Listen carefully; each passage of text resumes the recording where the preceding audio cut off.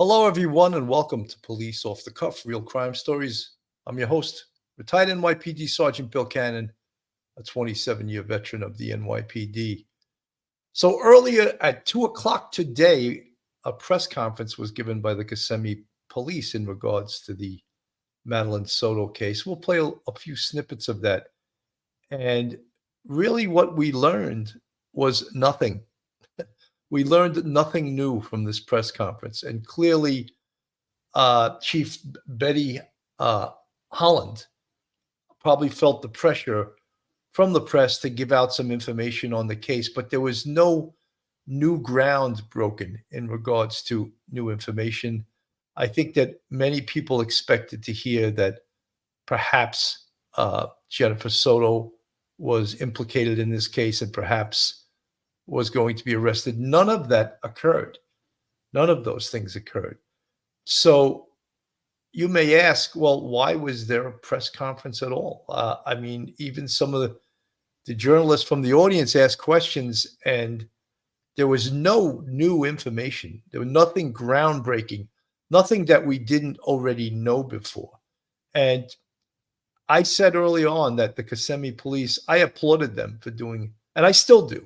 You know, I just wonder, though, why they did this press conference when they really had no new information to deliver. You see the thumbnail on the screen, Madeline Soto, Kissimmee Police give update at 2 p.m. Well, the update really didn't give us anything new to talk about. So, folks, we're going to dissect this, what this means, where the investigation is at. But first, hold on to your hats. You're about to enter true crime from a police perspective. And of course, off the cuff. You're entering the police off the cuff zone.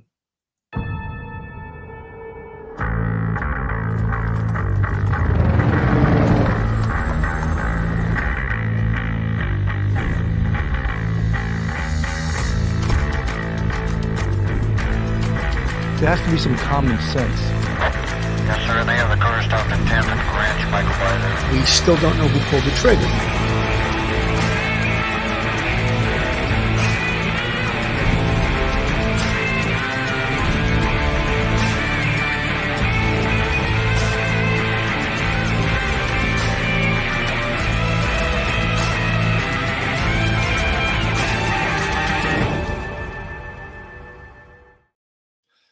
Folks, joining me today will be my co-host, retired NYPD detective and straight out of Brooklyn, Phil Grimaldi. How you doing today, Phil? I'm doing pretty good, Billy. How you doing? I'm doing well. You know, this is Kissimmee. Excuse me. Here, he's right here. Kind of getting elusive. I've tried to click on her. This was a complete waste of their time and our time. It's so irritating when they come on just showboat what a good job they're doing despite having nothing to show for it and refusing every question. You know, Kissimmee, I don't, actually, here you are. That was B.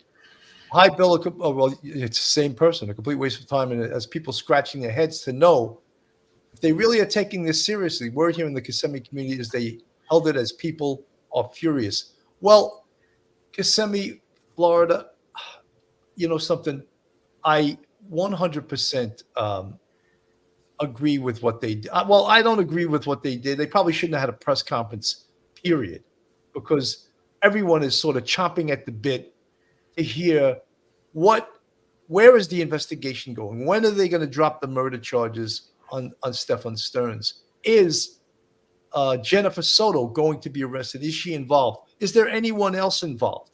So those are some of the questions we have, and they were not answered today in the press conference. Phil.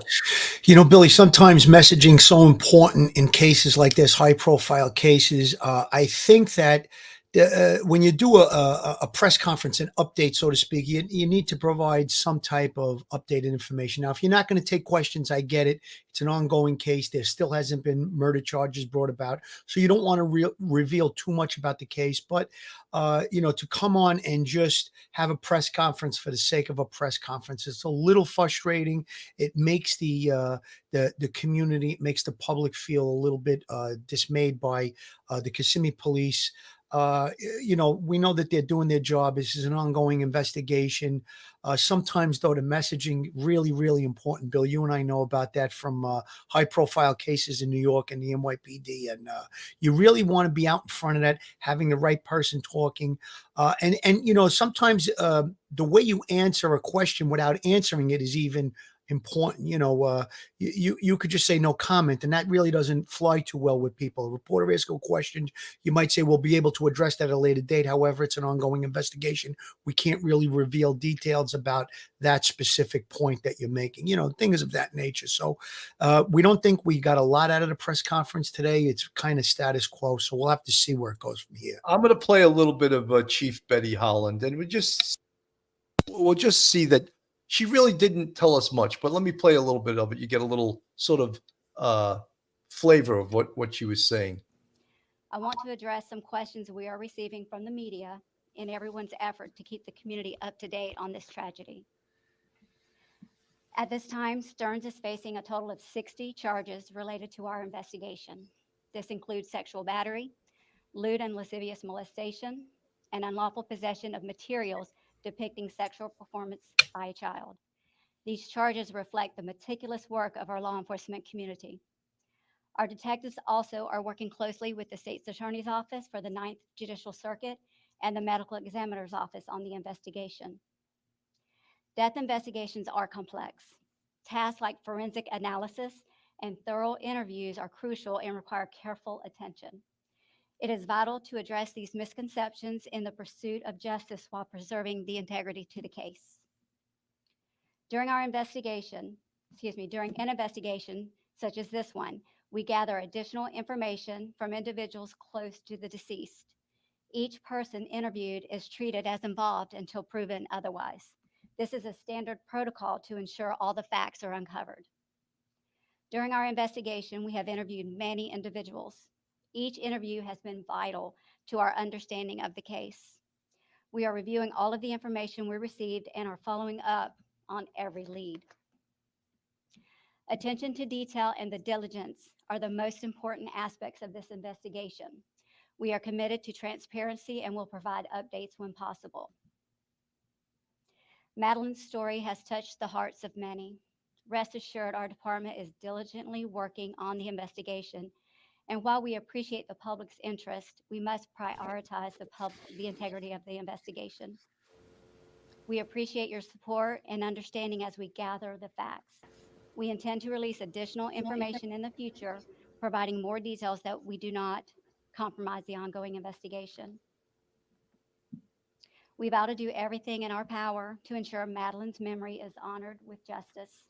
Our detectives are dedicated to pursuing every lead, uncovering every fact, and holding those responsible accountable.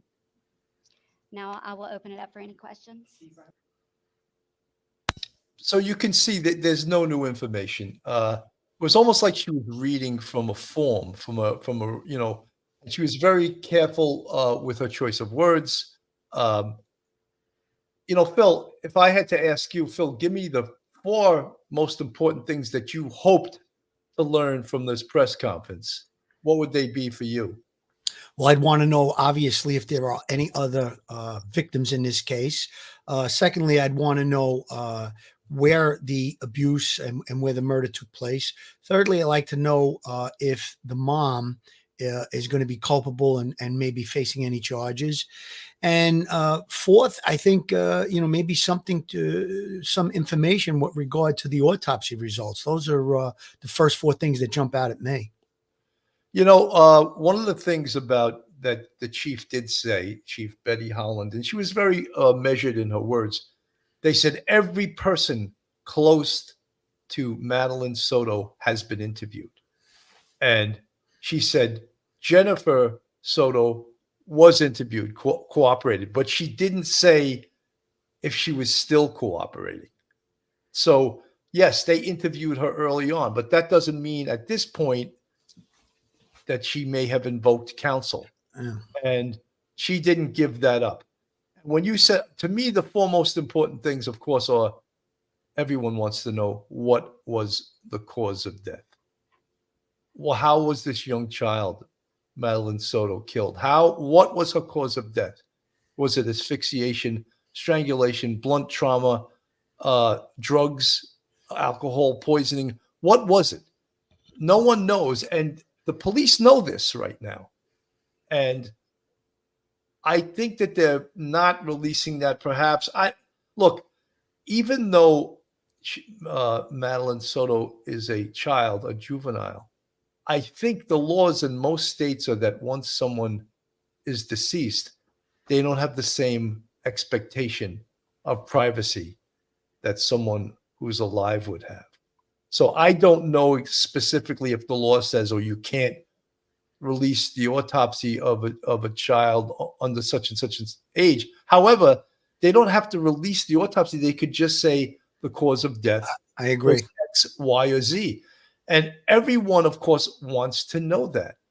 The other thing is that we want to know toxicology, which is all part and parcel and hand in hand with the autopsy is the toxicology. However, the toxicology can take from 6 to 8 weeks to come back. So we can all accept it that that's not available. As you said earlier, what was the location of the homicide scene, of the crime scene? And again, there's multiple crime scenes but was Madeline killed in her home? I think most of us want to know that. Number one crime scene. Number two crime scene, Stephan Sterns' vehicle, right? Number three crime scene, the location where the body was recovered. Number four crime scene, the body itself. So 4 specific crime scenes. And I don't think either the journalists were being very laid back and very kind, but they weren't asking any hard questions. And I sort of think that Chief Betty Holland wouldn't have answered them anyway, but they could have at least attempted to ask a couple of more difficult questions. You know, Billy, I have to agree with you. The way that the questions are answered could be, you know, just a no comment or shutting down. You know, you got to have a little bit more when you do answer those questions. With regard to the cause of death, that's kind of standard. And I think you're 100% right, Billy. I don't know if there's some type of a law in that particular state that would preclude them from releasing cause of death on a minor. I don't think so. Once we have a victim, usually that's kind of like a public record. For instance, they're releasing her name.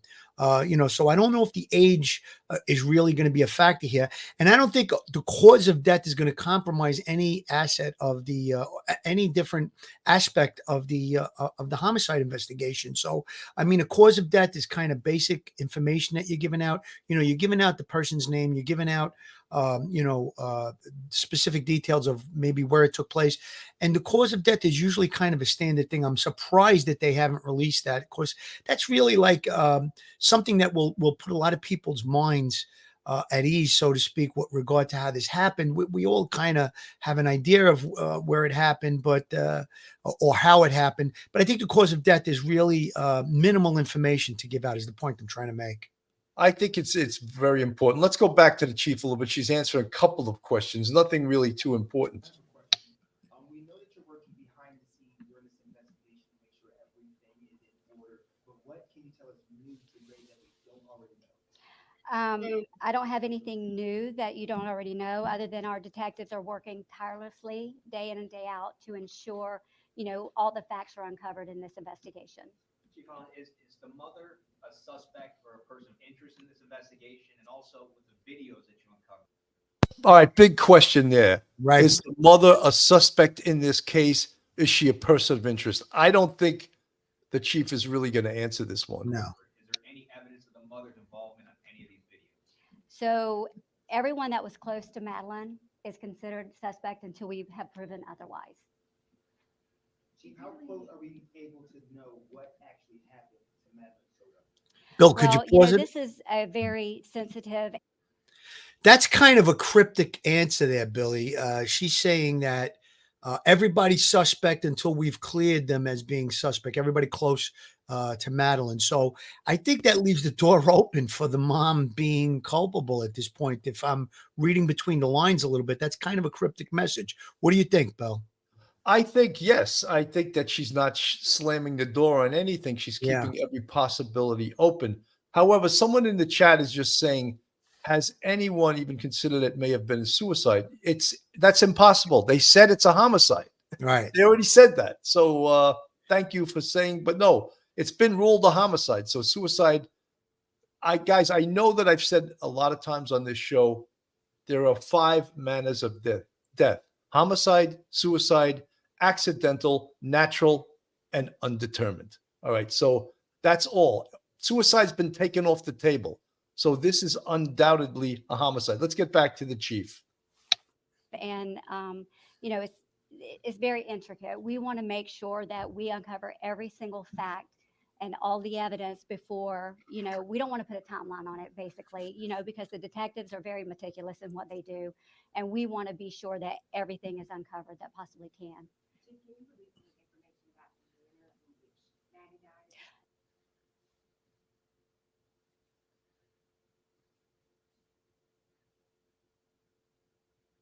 Bill, your microphone, no microphone.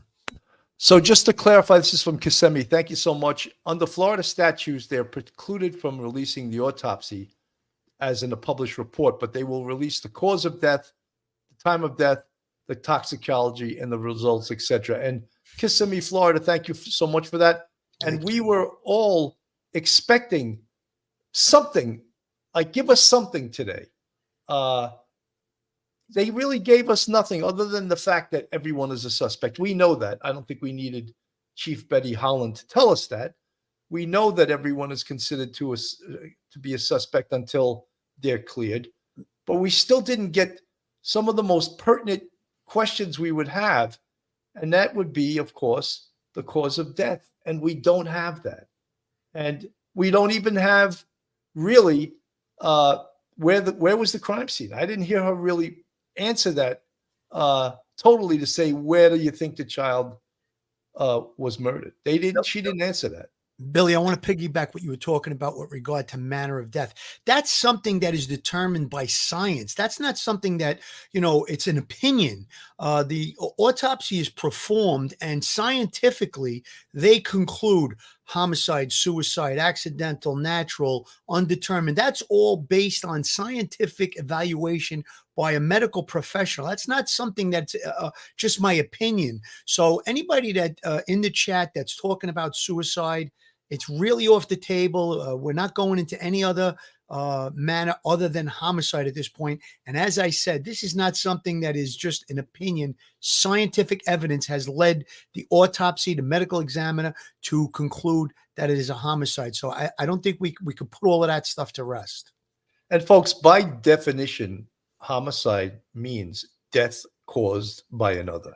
Right. So that's why it totally knocks out any thought of suicide, because it's death caused by another.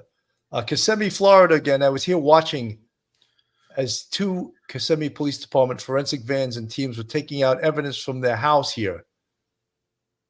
So presumably they have all the physical evidence they need. You know, Kissimmee, I don't doubt they have a ton of evidence. I don't doubt that well, I know they have probable cause against Stephan Sterns. I know. Do they have probable cause against Jennifer Soto? That's a little more complicated because they have to somehow prove she could be arrested for omission. And omission is a charge that not acting when you have the legal responsibility to act. And I see a charge like that down the road if she's not directly implicated in a homicide. Phil, your thoughts? Yeah, well, Billy, I think that her initial cooperation with law enforcement and statements that she makes and other statements from other people that are associated with the family might have put her in the trick bag for charges. However, they haven't decided to make that decision at this point. Investigation is ongoing. Physical evidence has to be examined.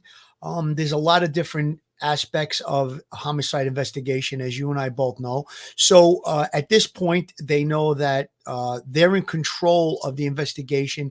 It doesn't look like she's going to flee at this point. So if they do decide to charge her, I think that time is on their side, so to speak. So whether or not that has been determined, it sounded to me in that press conference, based on that chief's statement, that when she was asked directly, is the mom going to be charged? Is the mom a person of interest? Is a mom a suspect? And she said anybody that's close to the victim, in this case, Madeline Soto, that they are a suspect until we have deemed that they are not a suspect. So the door is still wide open on that particular avenue that they may go down.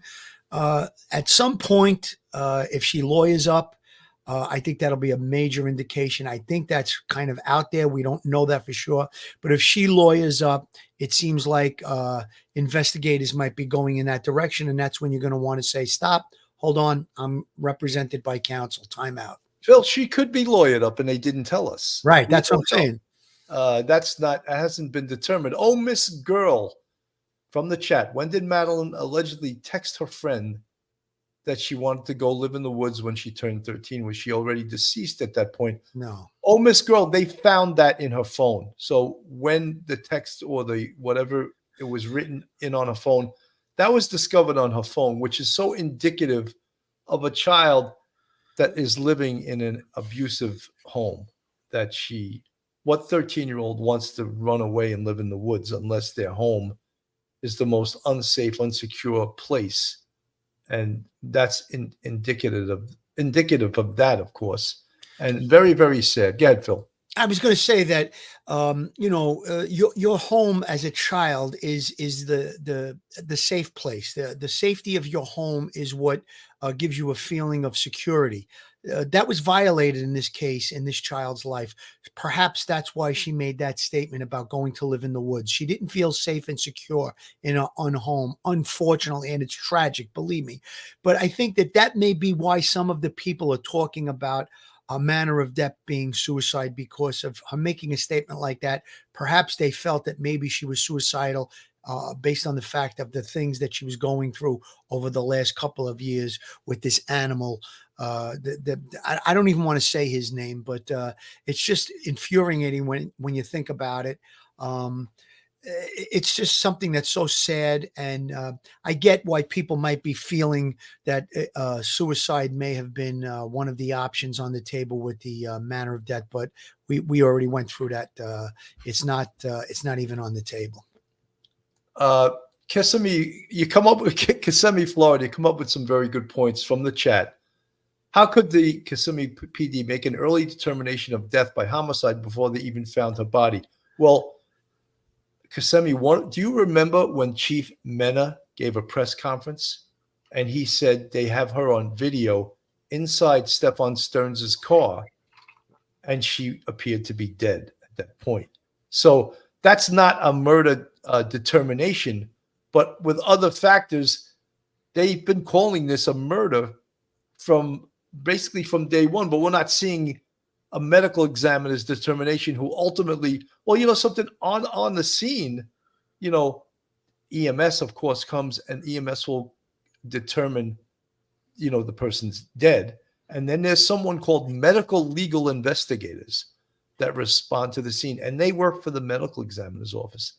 And they'll do a complete examination of the body. It's not their job to determine on the scene cause of death, or manner of death. They're not going to say, oh, this is a homicide. That's not their job. That would be the job of the pathologist after an extensive, thorough autopsy and combined with interviews with the detectives. Yes, the medical examiner interviews the first responding officers, the first responding detectives, ask them certain facts. What did you see? What did you recover on the scene? Other evidence that would help the medical examiner make that type of determination. Bill, talk about two things here. One, when you have information early on, then unable to find this child, she's not answering her cell phone. Now you have a video that shows her, which appears to be either unconscious or dead. That's how I think they got to that point. Now, you brought up a great point, Billy. Legal medical investigator responds to the scene once they find the body. body. Now, you're 100% right. The autopsy that's done, that's when the manner of death is determined. However, you could get information from that legal medical investigator when they do examine the body, perhaps petechial hemorrhaging in the eyes, marks around the neck. So they may give you that information ahead of time before the autopsy is conducted. So now we say, all right, we think at this point, even though it hasn't been determined by the medical examiner, it looks like a strangulation. Now, I'm not saying that's what happened in this case. I'm just giving a scenario where you detectives respond to the scene of a victim's body that has been found. You get information from that legal medical investigator. Perhaps it's a knife wound. Perhaps it's a gunshot wound.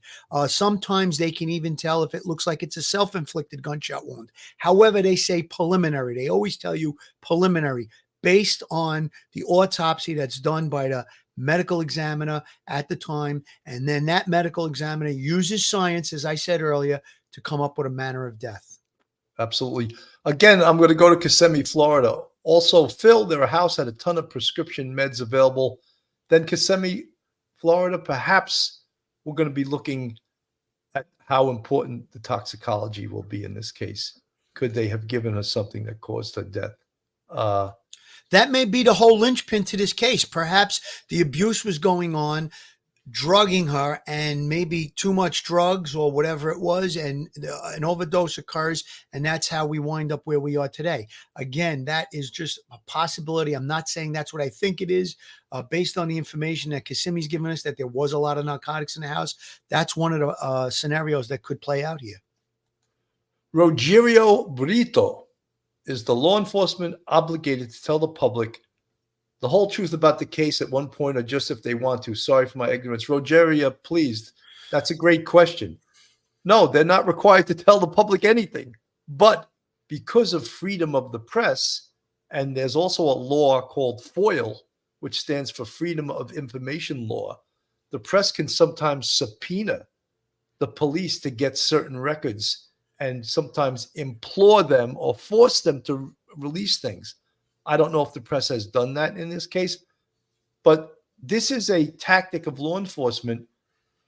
And really, this tactic is done because of one word: lawyers, right? And they have to keep this stuff quiet till they have enough evidence that they're ready to go forward. Okay, this is how the attorney is going to come at us. So let's make sure we do this. Let's make sure we do that. Let's make sure we have this evidence before we pull the trigger on this case. So all of those are reasons, and they don't want to. You could see the public right now is in a frenzy, and so is the press. They want to know more than the police are willing to release. And the police, their first obligation is to the victim. Absolutely, Billy. And they want to get a conviction in this case. So as much as we, the general public, the press, and everyone following this case wants to know more information, what circumvents that is the need to keep this quiet and get a conviction after trial. Bill, very good with that name, Rogeria. I believe that last comment was very good. The police aren't obligated, as you said, Bill, to provide all of the facts of the case, all of the information. However, at trial, all of that does come out. And with regard to lawyers, as you mentioned, Bill, and information being given out, if too much information is given out, it taints the jury pool. And down the line, a defense attorney can ask for a change of venue. A change of venue is when a crime takes place in a certain county. And because of high profile and press releases and all the information, they make an argument to the court that the defendant has already been tried in the court of public opinion. However, they want to move the case to a different location so that way the jury pool will not be tainted. So that is why sometimes when limited information is given out about specific cases, again, there's a lot of legal mumbo jumbo. I wish Mike Geary was here to explain that a little better, but I think that's one of the things one of the components that has to be looked at when you're giving information out on a case. Kissimmee, Florida, again, I'm going to pull you up in the chat. We're having a personal conversation almost. How would he be able to make a statement of homicide at that point, and her body was not even found at that point? That's where I'm struggling to understand. perhaps at that point, Chief Mena and the police had more information I was just going to say, than we know about that they're not releasing. And could that have slipped out? We believe she's, well, first of all, when you think of it, Kissimmee, Florida, what person drives around with a dead body in their car? So again, the old word, you can't assume because you make an ass of you and me. However, they know more than we know. They just have not released it. So I can't answer all your questions. I can also give assumptions, educated guesses on why they said certain things. Look, I believe they have probable cause to pull the trigger on the murder arrest on Stephan Sterns right now. But guess what? They don't have to. They found that 60 separate charges in his phone. If the murder case never came forward or they couldn't prove it, he's going to prison for the rest of his life based on what was in his phone. with regard to the information that's given out initially, Bill, I think you hit the nail right on the head. The posture of the police appears to be that they felt it could have been a homicide. Could have been a homicide. That's based on information that they had. They didn't show everything that they had. Like you said, Bill, perhaps there was more information that wasn't released. I think the video and maybe some interviews, unable to get a hold of her. Phone is not picking up. She's missing. And there's probably other components that we don't know about. That's probably how they took the posture early on that this was a homicide investigation. So I hope we answered that question for Kissimmee, Florida, because coming up with some great questions. Judy Lovett from the chat, the death penalty is warranted in this yeah. case. He is a monster and should never be free again. As for the mom, if she was not involved, she was neglectful. Not protecting her daughter. I agree with you. And something I've said, I've took an unpopular position many times on this show that I think that Jennifer Soto has to be involved, either through omission which omission is basically ignoring things and not taking action when she had the legal responsibility to do so. So it somehow has infuriated some people, but that's okay. I'm looking at this from an investigator's perspective. And obviously this goes back. Madeline Soto was 13 years old when she died. This goes back to when she was 8 years old. Take a look at it. What do you think? Do you think this child was protected? I don't think so at all. Billy, you have a couple of things in play here. You're going to have the initial statements by the mom. Now, if they did a detailed interview, I don't know if they would have gone back to what was going on in the home 2 years ago. Perhaps they talked about things that were going on in the home recently. But now, once you uncover that information from the perpetrator's cell phone, and you have video, you have pictures, a lot deeper interview can be done based on that information. And that's where I think drilling down on the mom, trying to get more information, perhaps that was where she could be held culpable for criminal charges based on that information. You have the phone information, videos, pictures, maybe even text messages or some sort of communication. And now you're going to question her with regard to that.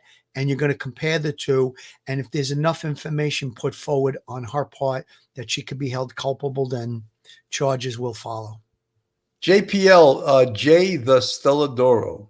Mom supporting this monster blows my mind, ! I think that's why I believe she knew something about this dude and perjured herself. Well, she didn't perjure herself unless she swears to it under oath.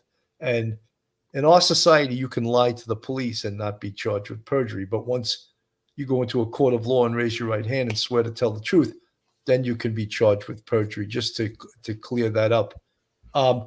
Some of the things that we learned in the press conference, and we didn't learn a hell of a lot, was that anyone and everyone close to Madeline is going to be interviewed and considered, according to Betty Holland, Chief Betty Holland, considered a suspect until they're able to clear that person.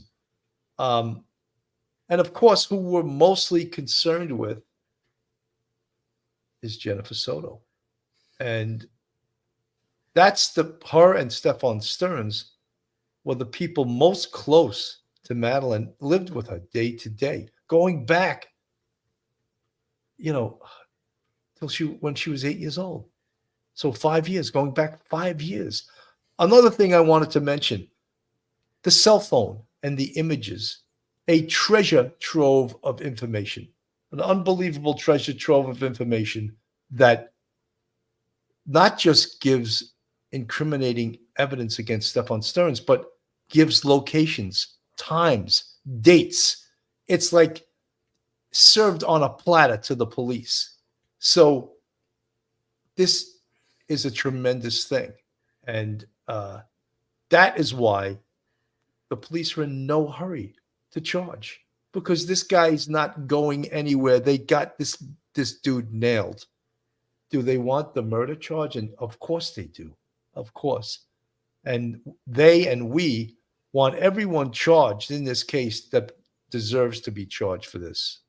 Billy, you brought up such a great point. That cell phone, I'm not going to mention his name again, the perpetrator's cell phone. If a video is taken, let's say, we'll use an iPhone, for instance, but most smartphones, late model smartphones, there's a date, a timestamp, and there's also a location of where that video is being taken or that photo. So that's going to be very, very important. So if we believe that these egregious acts took place within the home, there will be a way from the cell phone to figure out where the video or the photo was taken. So that's going to be a treasure trove of information, as you said, Billy. And again, the prosecutor's office subpoenas will be sent to the cell phone company. A lot of different information will be deciphered, and you have to have expert information, an expert to read that information and to be able to decipher that information. So that perhaps is why the murder charges haven't come forward as quickly. I know that they came forward with the 60 charges of the abuse. Perhaps the murder charges will be following shortly. And I think they're just getting, as we say all the time, getting their I's dotted and their T's crossed. Besides the technical and the forensic evidence of times and dates, you can identify the video or the photos to the home. Oh, Yes. That's the inside of their home, and match it up to their home. And that is like so powerful evidence, because it shows that the home was not this place of peace and security and safety. It was a place where violent crimes were going on, and for years. Billy, think about the Murdoch case. The Murdoch case, and the reason I bring that up is because perhaps we're going to have a similar situation. Murdoch's voice was heard in the background of a video that was taken by the son before he was killed.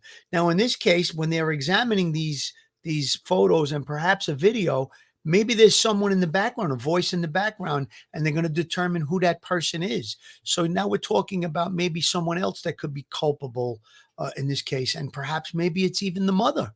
So we don't know yet. A lot of work has to be done. They have to go through these things painstakingly, just second by second, and look at it and examine it. And it's going to be very important and very powerful. And I think you made the point too. It's based on the background. It could be inside the home. And then you have the technology part of it, where it's going to show this video was taken at this date and time and at this location. It doesn't give an address. It gives, I forget the word for it, but the measurements of The coordinates. Coordinates, that's the word, Yes, Billy. Yeah. yes. So it'll give the coordinates as far as where that phone was, the exact coordinate of where the phone was at the time that particular video or photo was taken. So that's really, really important. That's going to be strong with regard to the SA charges. Amber Gloria, will the jury have to see that stuff at trial? 100%. They Absolutely. must see it. The power of horrific evidence like that. Will a defense attorney try to have it thrown out? I don't think he'll have any luck doing that. Yes, he will. But yes, the jury will have to see that as ugly and gory, because it's an important part of this case. Jay the Stelladoro, in my opinion, I think mom was hiding out at families' homes at one point. She was at her sister's and her car was in her garage. The police aren't releasing that. they're not releasing where the mother is. They're not releasing. They said the only thing that Chief Betty Holland released was that Jennifer Soto was interviewed and did cooperate. But she said she was very careful. She said she was interviewed. She didn't say if she continuously agreed to be interviewed further on in the investigation. She never committed to that. You know, folks, this is Police Off the Cuff, real crime stories. If you like real crime, true crime, from a police perspective, then you're in the right place. And if you're not subscribed to us, go on our YouTube, hit that subscribe button, give us a thumbs up, and ring that bell. Share us with your friends, your family, and hit that like button. If you want to contribute to us monetarily, we have a Patreon with 3 different levels, and we also have a YouTube channel membership with, count them, 5 different levels. And we appreciate all our fans, our friends, our subscribers who make this show what it is and possible that we can do and continue to do what we do. So, Phil, again, we've repeated, I think everyone at this point has watched the press conference. And are we all disappointed? Yeah, I'm a little disappointed. I thought that something was going to be revealed today that we didn't know. And really, nothing. You know, people are saying nothing burger. I just love that term, nothing burger. But it didn't, we didn't get any new information from today. And this Chief Betty Holland was very measured in her tones, you know, and as a result, didn't give us anything really new. No, ma'am, we are still waiting on the medical examiner's report. Chief, do you believe Maddie was killed inside of the family's home or somewhere else? We're still uncovering all of those details. I'm not going to speculate on that until we have the facts. Chief, can you tell us if Stephan Sterns acted alone in all of this? We're still uncovering all the evidence. I don't want to speculate whether he was or not. We will wait until the investigation, is completed to make that determination. As Stephan Sterns said, he acted alone, or what has he said in interviews with you? Since we know he's in jail. Yes. What has he told you about other people's involvement, if any? He has invoked his right to a lawyer, so we have not spoke with him. Is there any time that you can expect an update for us? The public is asking every single day, and we understand that you're working on the investigation. Would you like to hear them? I don't want to rush my detectives. I think it's paramount that they take their time. And, Mr. Sterns is not going anywhere. He's in jail and he's going to be there for a while. So my detectives, I want them to be, just look at every single detail and make sure. But I don't want to give a timeline at this point.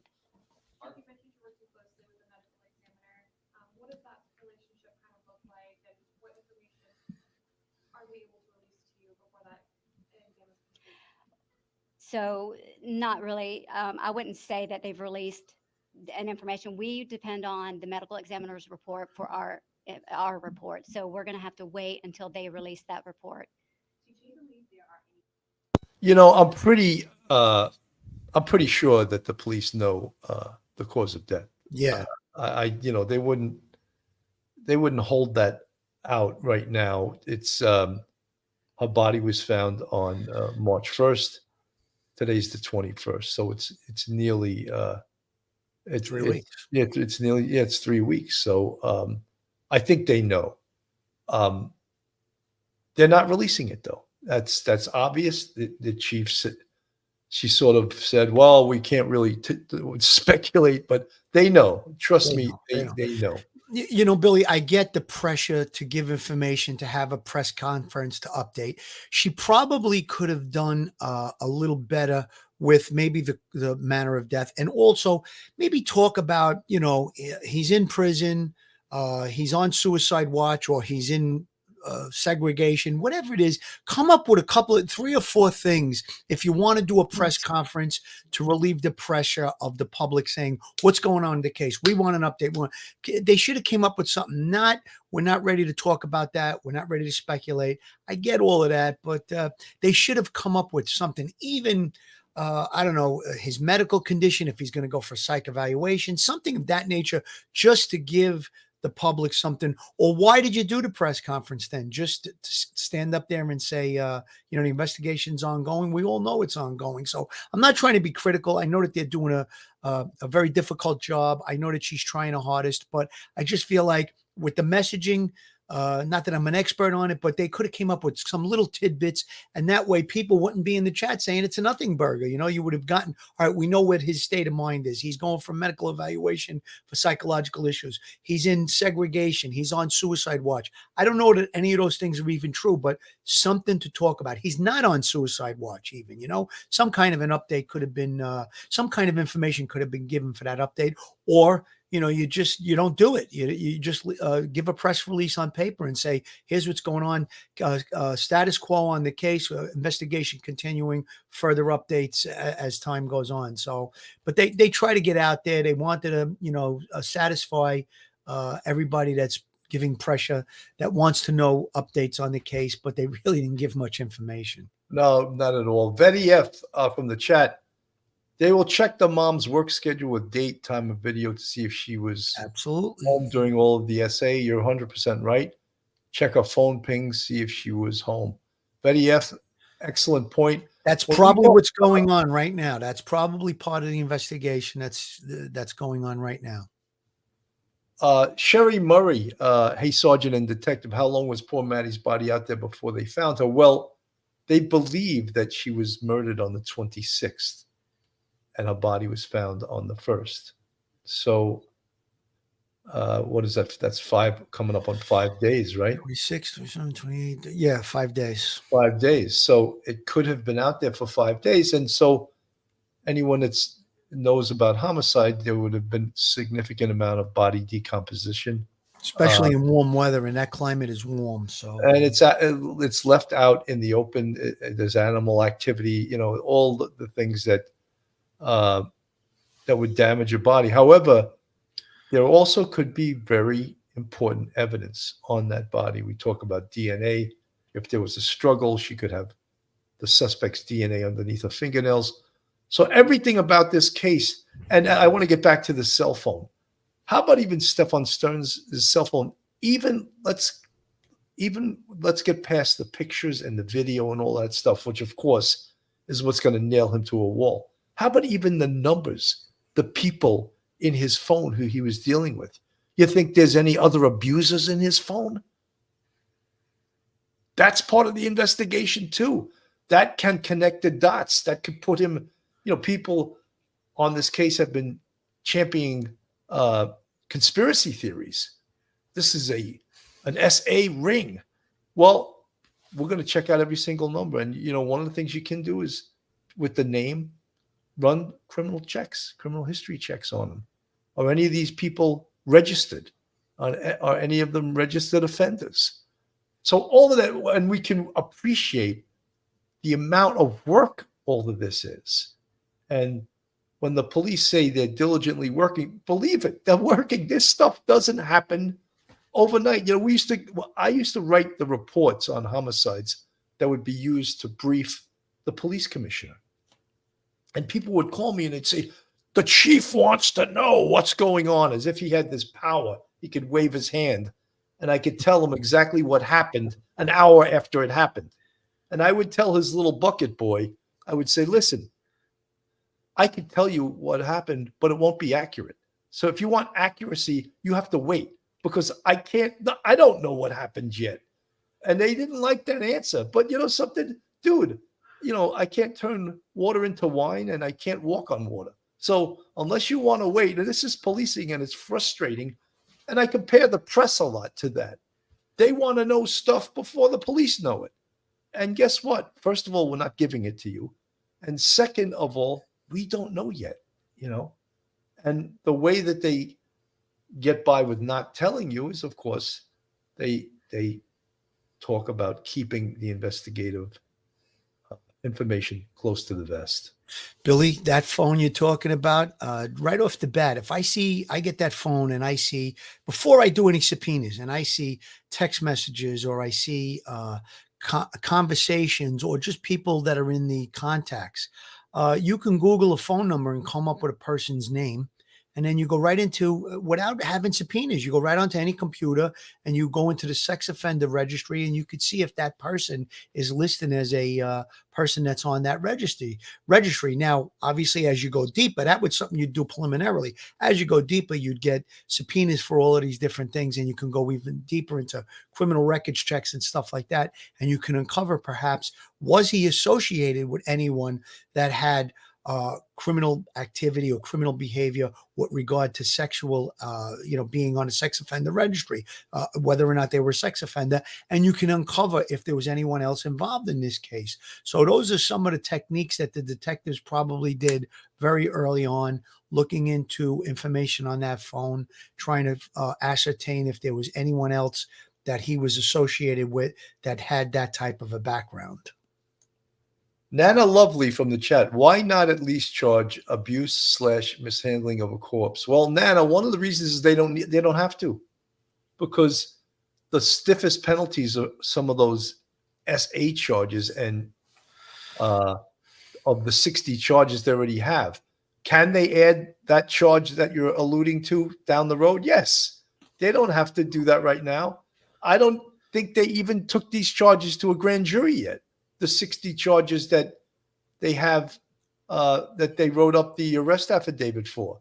Did they indict him at a grand jury? He hasn't even shown up in his arraignment, right? So, good point, but they can add those charges. And you know what I think that they're all counting on, of course. Jacqueline Ha. Bill, but you always tell us these things they do take time. All of this stuff takes time. I don't know, did I contradict myself? No, all of this, especially cell phone records. And just imagine methodically going to a cell phone and looking for a specific number on a specific date at a specific time. Did this person call him? Did he call this person? When did they call? What date was that? Where was he when he made this call? So, yes, all of those things are very meticulous. And when I was in Homicide, the guys who did the cell phone work, I would just be like, I don't know how you do that.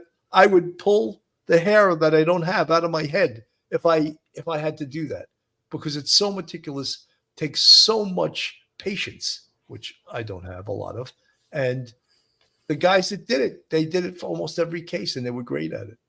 You know, Billy, with regard to those, the first comment that you put up with regard to the misdemeanor charges, those charges about handling a corpse, those are misdemeanor charges. They don't carry a long jail sentence. It's usually about a year in jail if you're convicted of it. Sometimes if we don't have anything to charge a person with, but we can prove that they moved the body or had something to do with a dead body, that's when they would employ those charges and they would plead to the court, this person's being charged with this crime of handling of a dead body. But we feel that going forward, we're going to have enough information based on our investigation to charge this person with a higher felony. So we're going to ask the court to maybe put a high bail. So things of that nature sometimes take place in cases. But in a case like this, like you said, Billy, 60 charges of SA and all carry very, very high jail sentences.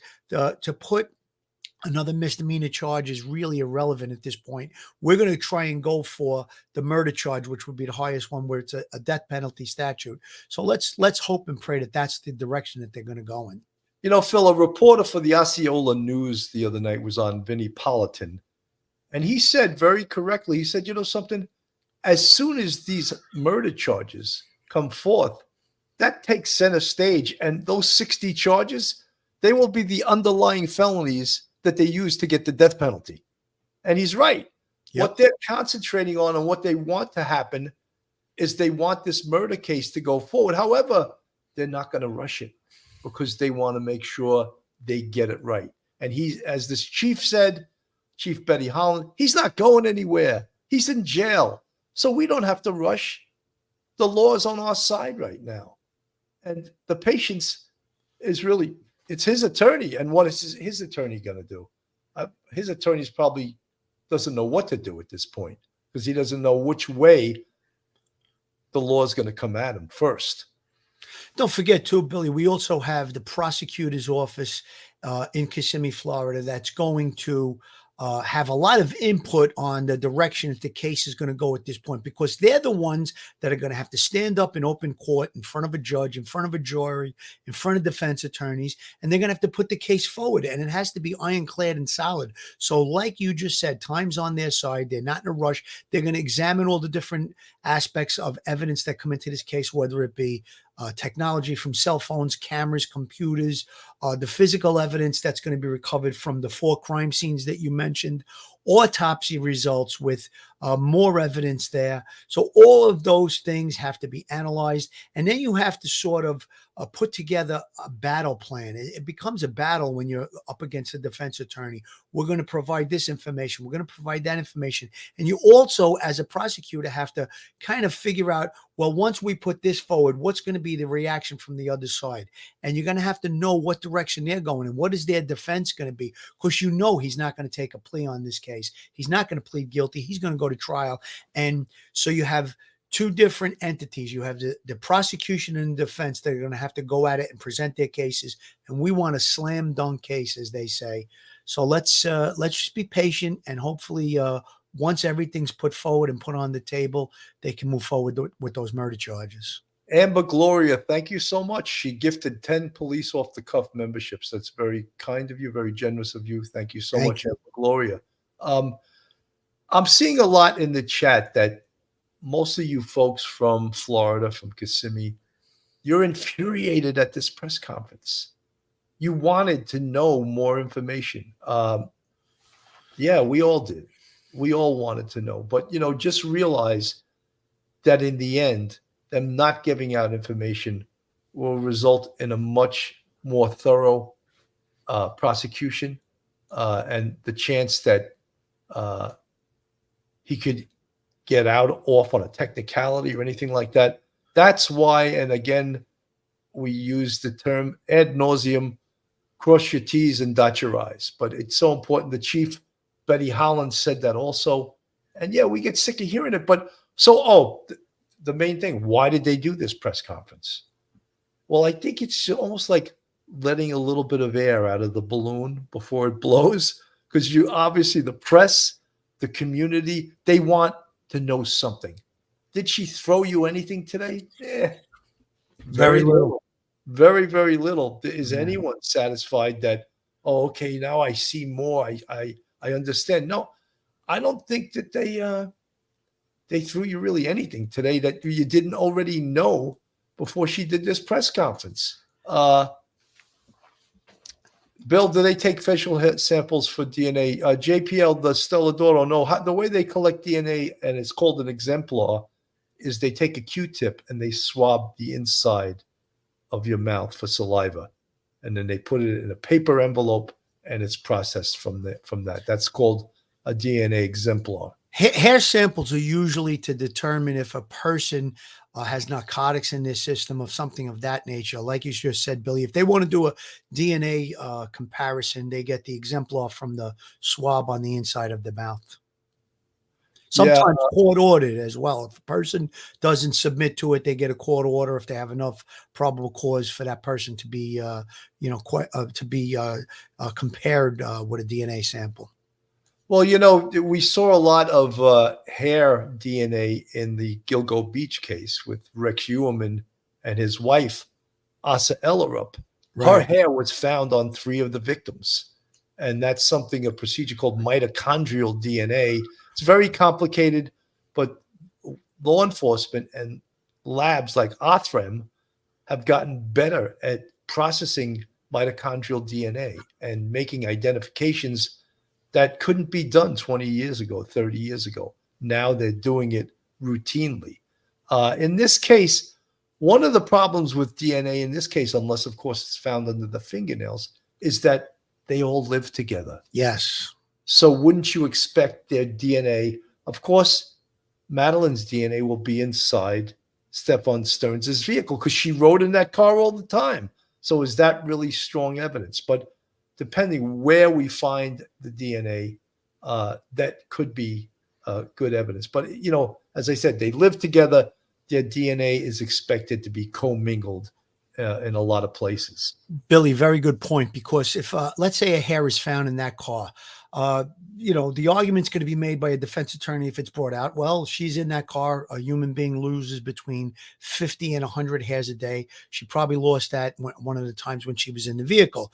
However, if it's blood, how did her blood get in that car? Now you have to have an argument. Well, she cut herself and she was in the car. They took her to the hospital, but we can really vet that. We can check something like that. So that type of DNA, if it's inside the vehicle, is going to be much harder to explain as opposed to a commingled hair, like you said. Since both people have access to the vehicle, to find the hair wouldn't be unusual. However, blood, something like that would be unusual. So there may be things that are found on the body that maybe are also found in the car with regard to fibers or something like that. Then possibly there could be a connection. But with regard to this situation, as you said, Billy, she's got access to that vehicle at different times. So something like a hair, her DNA, is not going to be very powerful. Absolutely. Pamela Rich Properties from the chat. Why would they not ask when the mother knew about the SA? They would ask. Oh, They're of just course not they telling us. They're just not volunteering that information to us. Of course they asked. Look, I don't know how thorough the interview was with Jennifer Soto, because very early on, before they found Madeline's body, they were, of course, treating her with kid gloves because she was the mother of a missing 13-year-old. So after they find her body, did they bring her back in and re-interview her? I don't know. And they're not offering that. They're not offering that. Do we know whether or not it had been rumored that Jennifer Soto lawyered up? Do we know that for a fact? I don't think we do know it. People had implied it, but no one said, oh, this is her attorney. She's lawyered up. We can't talk to her anymore. So there's so many things about this investigation that we do not know. Pessa, since Maddie was scared to sleep alone, Stern went to her room late at night when mom was passed out. Very possible. Yeah, I mean, look, these are some of the horrific facts we're going to find out. Kissimmee, Florida, that's a great point, Bill. There were other men in that house besides the three of them. Rooms were apparently being rented out. That's, to me, and I understand the economic situation in this country and in this world, in this Kissimmee, Florida, but I think it's so dangerous to bring people into your home unless they have a separate apartment. But if they're renting a room and they're living in your home proper, I think that's very scary, especially when you have a 13-year-old daughter. Bill, I just want to talk quickly about whether or not the mom being involved or having knowledge of it. In the initial stages when she reports it, I'm the investigator. I get this missing person case. I'm going to get as much information from her as I can with regard to her daughter. We want to try and find the daughter. But now when that phone is uncovered from the perpetrator and we see the things that we see on that phone, second interview, or maybe it was the third or the fourth or whatever it is, I'm getting her back in and I'm going to ask her about specific things from based on what I saw on that phone. And that's where I think the back and forth, where if she did, that's where she could have lawyered up, because to go into the past for 2 years and look at the things that we know that were on that phone and her not having knowledge of it, that's really questionable. I agree. Sana Elise Hoth Johnson, thank you so much for the NOK19 super sticker. Very much appreciated. Thank you for your following of this show. We really appreciate you attending almost every show I see you here. Billy, I got to say, I'm very delighted with the chat as of late. The subscribers, the fans, whatever you want to call them, our friends, they've really been engaged, specifically with this case and some of the other ones. It's just so great to have this conversation and explain things. And we're not getting silly comments. We're getting real good questions from our subscribers and our followers. So it's really, it's a really good conversation, I guess, that we're having with them.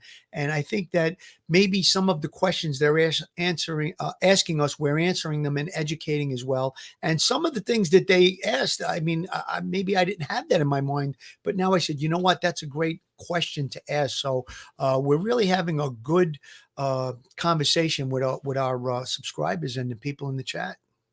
I think that we're actually getting a lot of people as Kissimmee FL in the chat that are from the community and are enraged at this.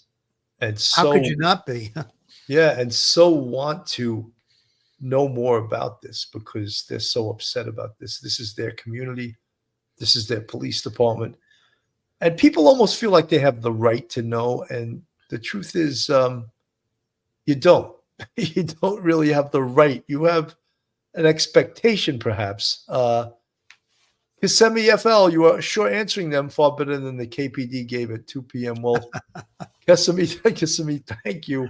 But you know something, we're not, look, they're professionals. This is their case. Yes. They want, this is their baby, you know. They want to make sure they do everything right. And I understand where they're coming from. Sam, been loving you guys from across the pond. Great Britain, we learn a lot from you guys. Sam, thank you so much. Thank you. Forsooth investigation, laugh out loud. Sana Elise Hoth Johnson, happy to be here. That's a pretty nice dog you got there too, you know. Kissimmee, Florida, there was absolutely nothing to match the NYPD investigative experience. Thank you so much. It's That's very a nice kind of you. compliment. Thank you And very much. to tell you the truth, I think the Kissimmee police are doing a hell of a job. They really are. This is not an easy case. You could see how infuriated it can make a human being, especially, how about the detective that was interviewing Stephan Sterns? And he asks him permission, can I look into your phone? And Stephan Sterns says, yeah, because you know why? Because he thought he did a factory reset on his phone and everything was erased. So he's going to be a wise guy. Yeah, go ahead, look. And they discover the horrific photographs that they found on the phone. Now, as I said on many other shows, I would have stopped.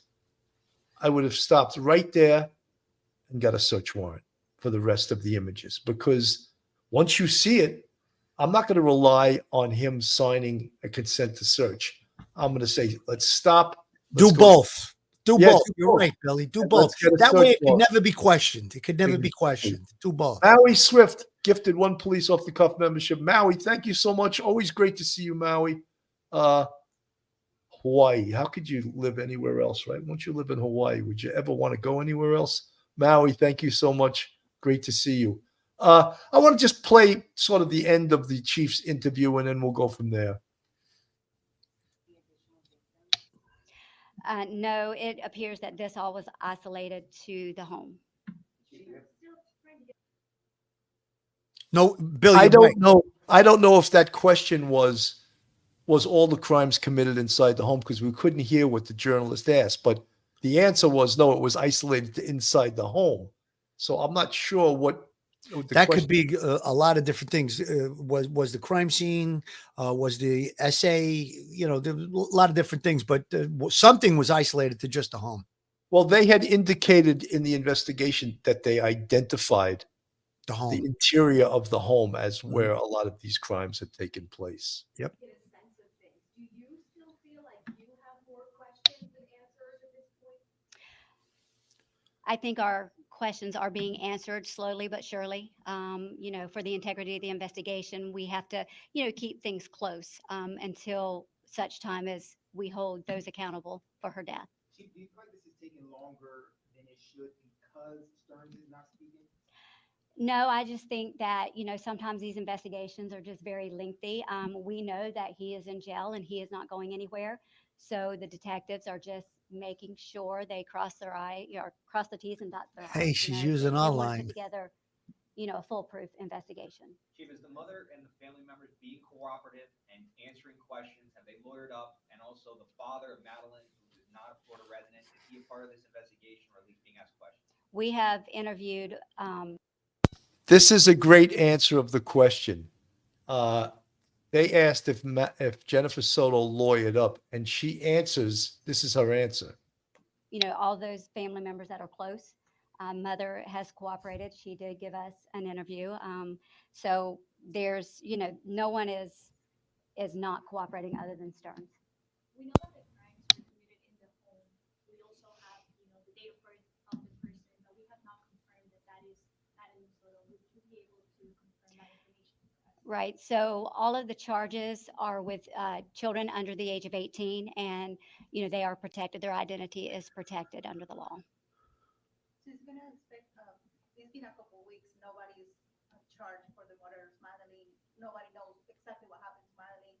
We can expect in the couple days someone gonna face charge for the murder of Madeline Soto. When the detectives put their case together, like I said before, they want to ensure their investigation is tight. We're working, hand in hand with the state attorney's office to ensure, every piece of evidence is revealed and uncovered. So I can't put a timeline on when that might be.